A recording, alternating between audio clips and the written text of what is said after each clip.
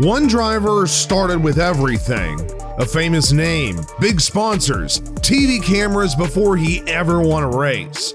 While another, well, he had a secondhand goat card, a maxed out family bank account, and no idea how they'd get to the next race weekend. Are you finished? You've been racing for a half hour. One flew private jets. The other literally slept in his trailer. This is NASCAR like you've never seen it before. Not just fast cars and checkered flags, but bank accounts versus bounced checks. Hey guys, my name is Turbo, and today we're going to be walking through the richest and poorest drivers in NASCAR history. And of course, if you want to keep up with all good things NASCAR, then go ahead and make sure to check out my other videos and subscribe to the channel so that way you're always kept up to date. Now, let's see how some racers made it not just to the top of the leaderboards, but the top of the bank account, and while others, well, they were definitely scrambling for pole position. In the rich category, we have Dale Earnhardt Jr. Now, I know this is gonna sound a bit biased because think about it. Being the son of Dale Earnhardt Sr. does come with some pressure and perks. I'm here with Dale Earnhardt after he just won the Die Hard 500. What's the question, dude? Are you gonna give me some money when you get home? I doubt it. You spent enough down here this week. Oh, okay. Dale Earnhardt Jr. didn't just inherit a name, he literally inherited attention. From the moment that he stepped into a Busch Series car, the cameras followed, and so did the sponsors. So when he ended up winning back-to-back championships in 98 and 99, that attention turned into endorsements immediately. Then came the big leagues. Cup Series wins, Daytona 500 victories, and something that even his father never had: 15 consecutive Most Popular Driver awards. But Jr. wasn't just a driver, he was a brand. Earnhardt Jr. basically ended up building an empire. He made Junior Motorsports, launched podcasts, became a best-selling author, and even called races in the booth. Fun fact, he even got his own animated version in Cars and Cameo and Transformers. At his peak, he was making more money from sponsors than some NFL quarterbacks. And today, he is worth an estimated $300 million. That is in fact the richest NASCAR driver of all time. He didn't have to prove himself, but he kind of did. And in the end, he built on top of it day by day, week by week, and year by year.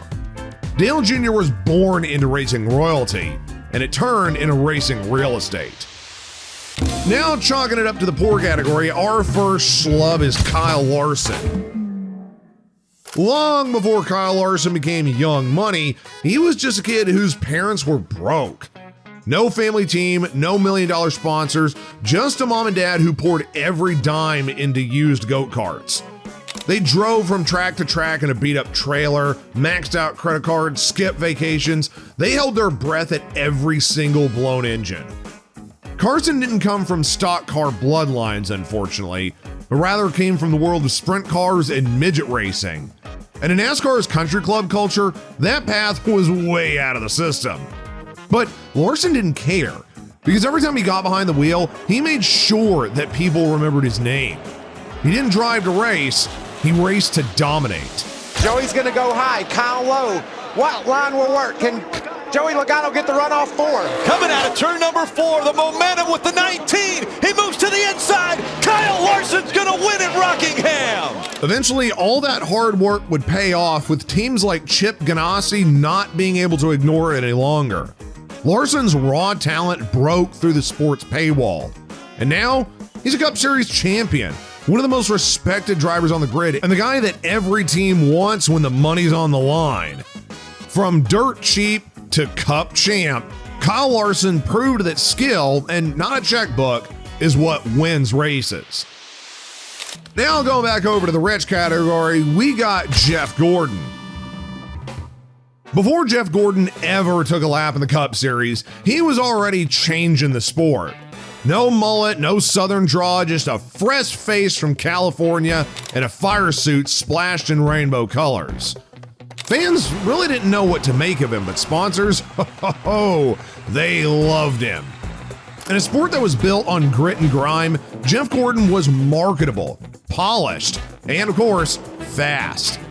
He ended up winning Rookie of the Year in 1993, and then from 1995 to 2001, he dominated the sport like no other. We're talking 4 Cup championships, 93 career wins, and a business sense that put him on a whole different level. Jeff didn't just win, he built equity. In fact, he actually owns the number 48 car that Jimmie Johnson drove and is now vice chairman of Hendrick Motors. He's endorsed everything from Pepsi to EA Sports to watches that cost more than most drivers' first cars. By the 2000s, Gordon was pulling in tens of millions a year, and not just from racing, but from everything else around it.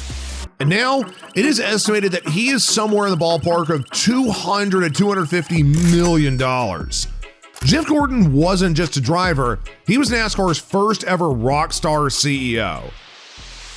Sliding it back over into the poor category, we have Carl Edwards. Carl Edwards was actually flipping off his car in Victory Lane and was grading homework on the side. No joke, long before he was doing any kind of racing on the track, Edwards actually worked as a substitute teacher just to pay bills and ended up racing at night. I'll be your sub today. My name is Carl Edwards. You can call me Mr. Edwards, though. There was no trust fund, no famous names, just literally a stack of resumes, a dream, and a smile wide enough to win anyone over in the garage. Carl hustled hard and printed business cards left and right, handing them out at local dirt tracks like he was handing out candy M&Ms. He would literally take any ride he could find, from street stocks to modifieds and even late night delivery gigs between races. But eventually all of that hustle would get him noticed, because Roush Racing came a-knocking and Edwards went from teaching high school kids to nearly winning the Cup title in 2011.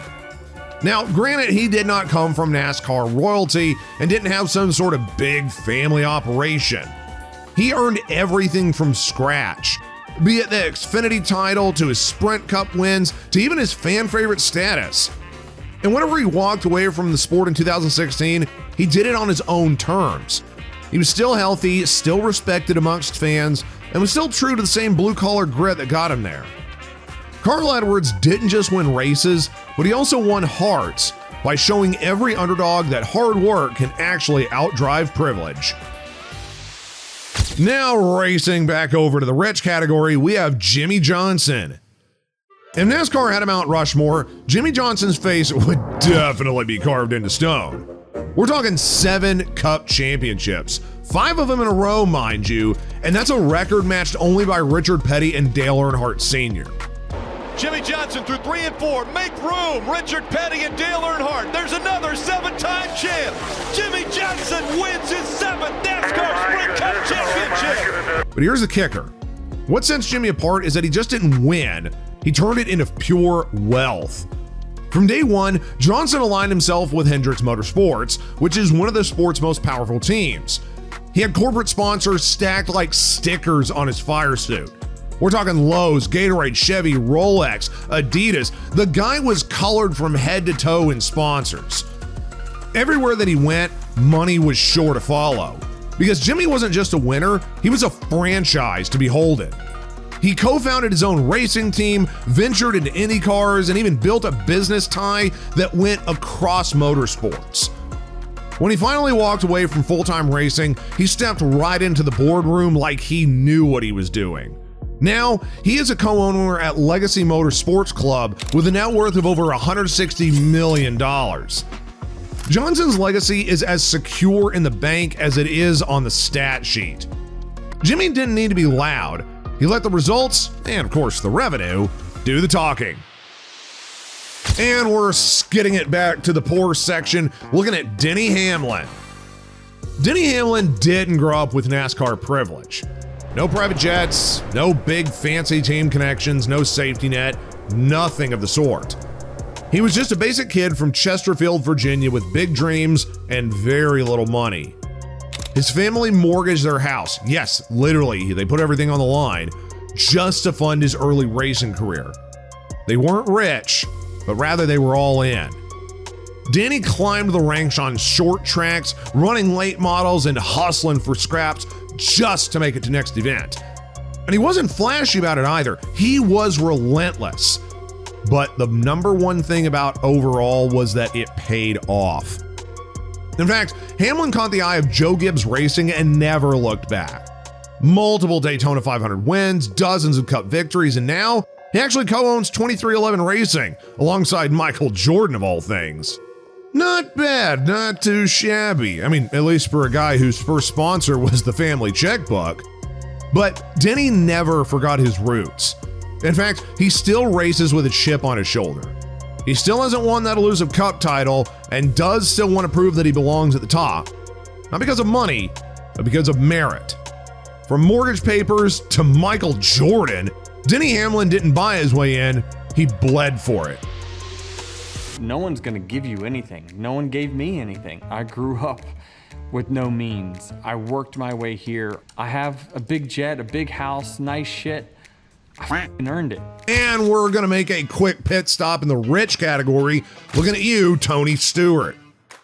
They call him Smoke, and wherever Tony Stewart went, fire was sure to follow. Be it on the track where he got 3 Cup Series champions, or even off the track where he built a business empire, Tony didn't just race, but he conquered. From go-karts to Indy cars and even NASCAR, Stewart won across every single major discipline, and he still kept going bigger. In fact, he became the only driver to win a championship under both NASCAR's old point system and the modern playoff format. But the real money in and of itself came when Tony swapped his helmet for a headset. He ended up co-owning Stewart-Haas Racing, turning a mid-tier team into a championship juggernaut. The guy had even launched Eldora Speedway, made major investments in grassroots racing, and bought into dirt series like All-Star Circuit of Champions and SRX Racing. Today, he's worth an estimated $90 million and counting, by the way. Tony Stewart didn't play the corporate game, but rather he built his own. Now, rounding it back down to the poor category, we're going to talk about Brad Keselowski. Brad grew up in a racing family, but not the rich kind like Earnhardt did. His dad, Bob Keselowski, ran a small-time ARCA team out of a worn-down Michigan garage. The quote-unquote shop was barely insulated, cars were pierced together from salvage parts, and as a teenager, Brad worked in that garage, learning how to weld, wrench, sweep floors, and of course, when the money ran out, they kept racing anyway.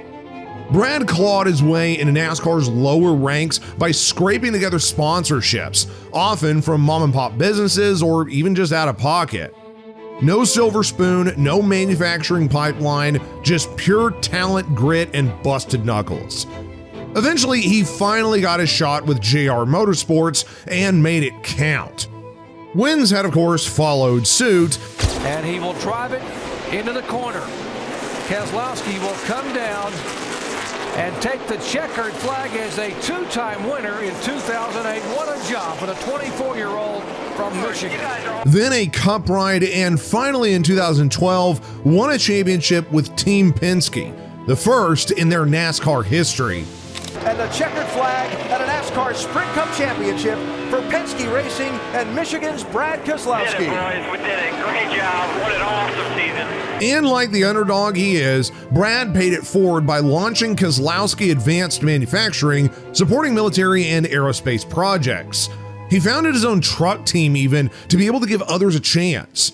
From wrenching his own ride to building his own empire, Brad Keselowski isn't just a champion, he's a blueprint for every underfunded kid with big dreams and busted tools.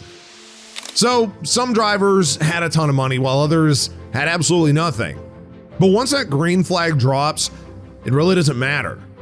The car doesn't care what your last name is, the wall doesn't matter who your sponsor is, and that checkered flag only waves for one. You can roll in with a Rolex or a rust bucket, but in NASCAR, you've still got to earn every inch. From Dale Jr.'s $1 million empire to Carl Edwards' substitute teacher hustle, and from champagne suites to borrowed trailers, they all had to fight for it one way or another.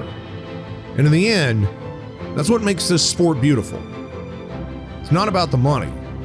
Never has been. It's not even about the fame. That fades. but what stays and sticks is the grit that you put into it. Let us know which story inspired you, or who you're maybe rooting for to make their own path to glory. And of course, if you want more bold, untold NASCAR stories just like this, hit the like button, subscribe, and buckle up, because in this sport, anyone can go from broke to legendary.